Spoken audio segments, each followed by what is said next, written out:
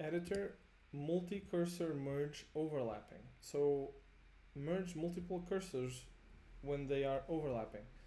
And by default, this is set to true, which means that they will merge. So let me show you what that looks like.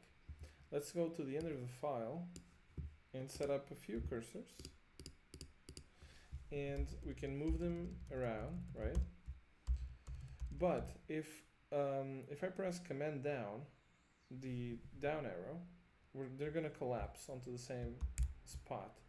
And now they have been merged. So this means that there's only one cursor left. But if we change this to false,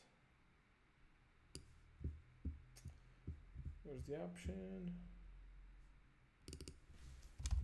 So we're not gonna merge them. So let's set up a few cursors. And now let's merge them. Let's collapse them. And now it seems there's only one, but actually there's a few of them, right? And they haven't been merged. So this is that feature. And I think that actually the default value of true is pretty helpful.